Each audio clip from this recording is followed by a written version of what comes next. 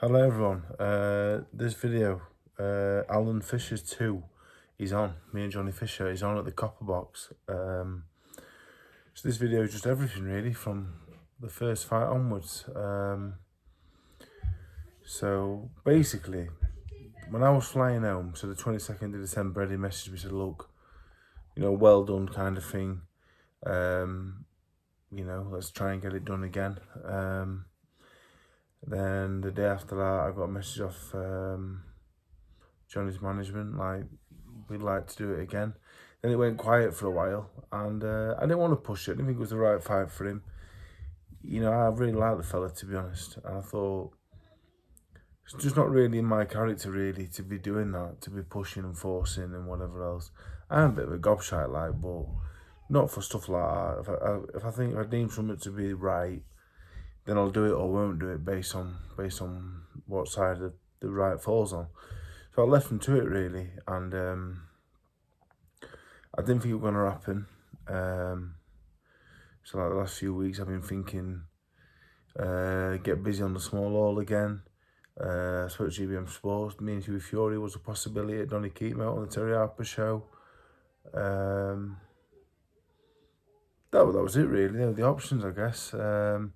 I was in touch with Chris Lovejoy's manager. I just didn't think it was a go of that. I didn't think anyone was going to put that on and put the money up.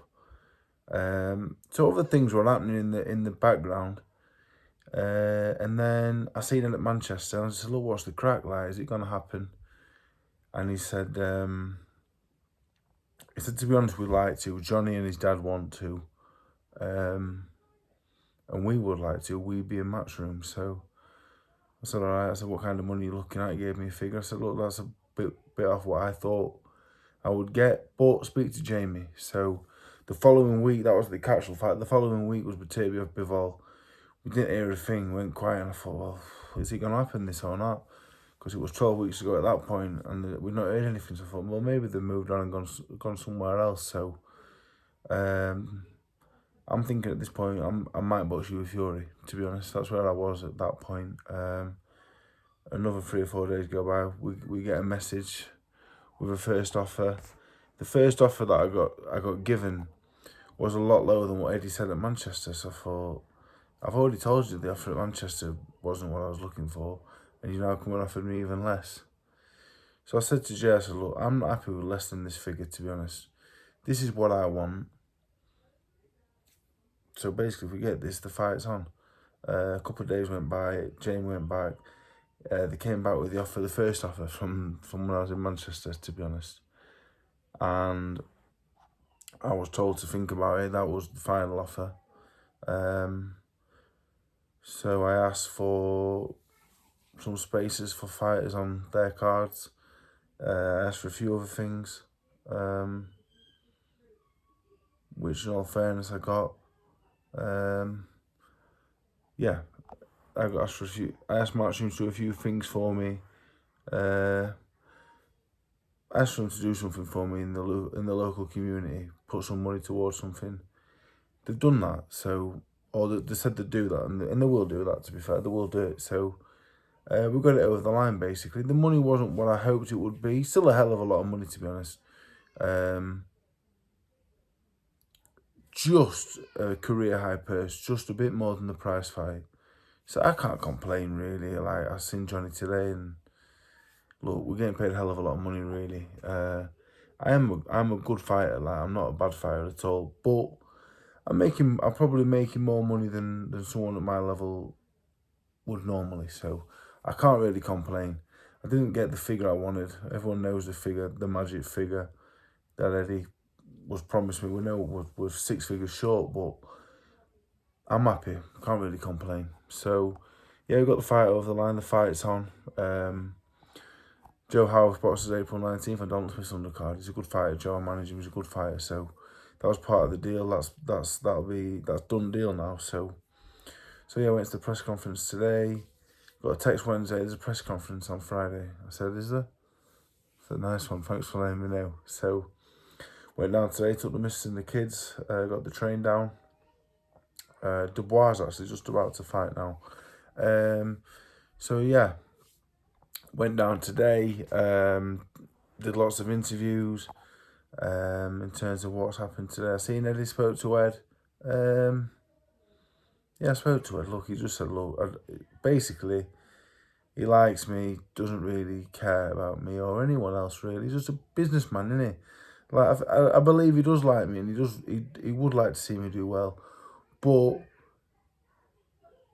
he cares about the business more. That's his baby. I'm just a random bloke, really, and I respect that, really. It is what it is. You don't shy away from it. It is what it is. I don't mind him. A lot of people, my dad don't like him. My dad thinks he takes the piss out of me, but it is what it is. I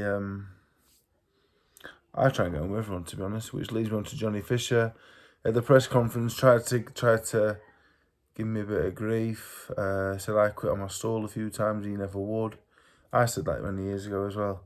I ended up quitting on my stall. You reach your limits. The prize fight, I was absolutely fucked. And I'm glad the fight ended. I would never have boxed again for definite, at a minimum. The injuries from the prize fight, most people would never have boxed again. So that is what it is. The Clark fight, I was sick of getting it in the bollocks, to be honest, and the referee weren't going to disqualify him. I weren't going to turn it around, and I wanted to continue boxing. I don't think I would have if I'd have continued again.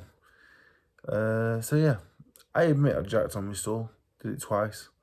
But you should be careful, really, because that could bite him on the arse one day. We all have our limits. I'm not ashamed. I have my limits, to be honest, and they've been found a few times. Will Johnny Fisher find him May 17th? I don't think so. So moving on to the fight. Yeah, you know what? I'm really sharp. I'm sharp, and I'm half fit. Fat as a pig, but half fit and very, very sharp, actually. To the point, Jamie said, look, focus on getting the weight off. We'll go over the game plans and stuff. But in terms of fitness and sharpness, don't do too much because you'll overdo it. So I feel in a good position, really. I just don't think he's going to struggle to bridge the gap, I think. There wasn't much in the fight, I'll be honest, the first one, but I think that was maybe my worst. I've not really had a proper fight for 6 years. The sharpness and I just feel like a different bloke, really. Ambition, everything. It's all come back and then some. He's got to overcome some demons in the second fight. Be interesting. There's a couple of things he could do to bridge the gap. Will he do them? We'll see. But yeah, the fight is on. I'm over the moon, really. It's a very winnable fight for me, and I'm going to look past it. Like I hear Johnny Fisher speak today, and I hear a lot of myself years ago, and I see where I went wrong. And I think I made the same mistake, actually. But I like the fella, I really do. I really do. I've had me back up the last few weeks. I've seen certain things from certain people, and it has got me back up. But Johnny Fisher, he's a good bloke. He's a good bloke. I wouldn't say a bad word about him, to be honest. But the fight is on.